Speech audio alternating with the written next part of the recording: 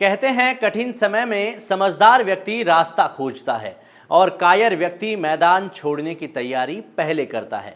क्या ऐसा ही कहीं कोविशील्ड निर्माता company serum institute of India के मालिक अदार पूनावाला ने तो नहीं किया? नमस्कार, मैं हूं राज शर्मा और आप देख रहे हैं एसकेएल न्यूज़।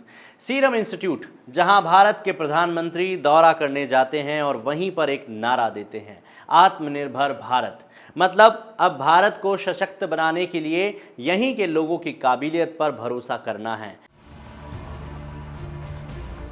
और भारत में बनी हुई चीज़ों का अधिक से अधिक इस्तेमाल करना है। सीरम इंस्टीट्यूट ने भी इसी नारे को ध्यान में रखते हुए वैक्सीन बनाने की ठानी और ब्रिटिश निर्माता कंपनी ऑक्सफोर्ड एस्ट्राजेनिका की मदद से कोरोना की वैक्सीन बनाई, जिसका नाम रखा गया कोविशील्ड। एक और वैक्सीन उस वक्त बनाई गई जिसे भारतीय कंपनी भारत बायोटेक ने बनाया, जिसका नाम कोवैक्सीन रखा गया। भारत में बनी हुई वैक्सीन कोवैक्सीन और कोविशील्ड बनकर जब तैयार हुई और उपयोग के लिए जनवरी में मंजूरी मिली तो यहाँ के रहने वाले हर किसी को लगने लगा भैया मोदी है तो मुमकिन है। पर इसके विपरीत कुछ ऐसी चीज़ें भी हुई जिन पर सबका ध्यान नहीं गया। कोवैक्सीन, जिसे पूरे भारत में बड़े पैमाने पर जनता के सामने पेश किया गया, बिना ये बताए कि कोवैक्सीन को 10 से भी कम देशों ने आधिकारिक तौर पर अपनी मान्यता दी थी, जिसका मतलब साफ निकलता है कि अगर आपने कोवैक्सीन लगवाई है तो चाहे आप विदेश में पढ़ाई कर रहे हों या नौकरी, आप विदेश नहीं जा पाएंगे। अब इसे सरकार की लापरवाही मानी जाए कि सरकार अपनी वाहवाही तो लूटती रही पर देश की असहाय जनता को सच्चाई से अवगत ही नहीं कराया। जिन लोगों को लग रहा होगा ना कि कोवैक्सीन ना सही, कोविशील्ड भी तो आत्मनिर्भर भारत की पहचान है और करोड़ों लोगों को कोविशील्ड ही तो लगाई गई है, लेकिन अब सभी कोविशील्ड लगाने वालों के लिए परेशानी की खबर सामने आई है। आपको बता दें, यूरोपियन यूनियन, जिसमें इटली, फ्रांस, पुर्तगाल, स्पेन, डेनमार्क, स्वीडन जैसे 27 देश शामिल है, उस यूरोपियन यूनियन की एक लिस्ट जारी की जाती है जिसमें 4 अप्रूव्ड वैक्सीन के नाम होते हैं। यानी कि अगर आपको इन 27 देशों में जाना है तो इस लिस्ट में शामिल वैक्सीन लगवाना ज़रूरी होना चाहिए। इस अप्रूव्ड वैक्सीन लिस्ट को यूरोपियन मेडिसिन एजेंसी EMA ने मंजूरी दी है, जिसमें biotech, Pfizer, Moderna, Johnson and Johnson और ऑक्सफोर्ड एस्ट्राजेनिका का नाम शामिल है।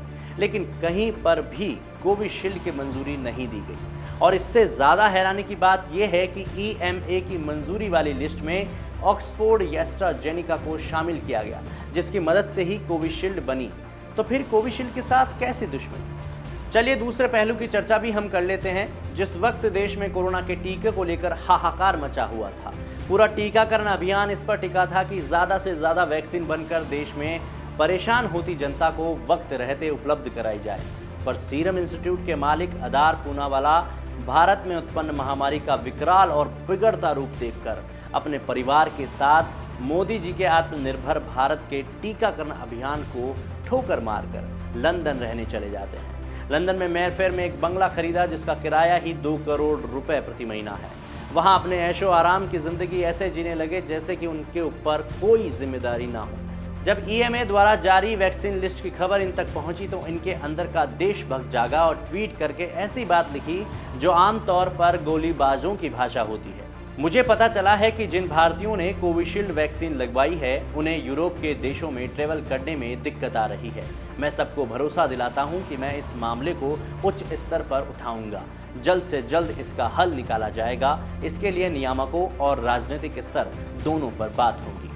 आपको बता दें, अभी तक भारत में बनाई कोरोना वैक्सीन को ही विश्व स्वास्थ्य संगठन के द्वारा मंजूरी नहीं मिली है और अब कोविशील्ड को लेकर के भी यूरोपियन यूनियन आनाकानी कर रहा है।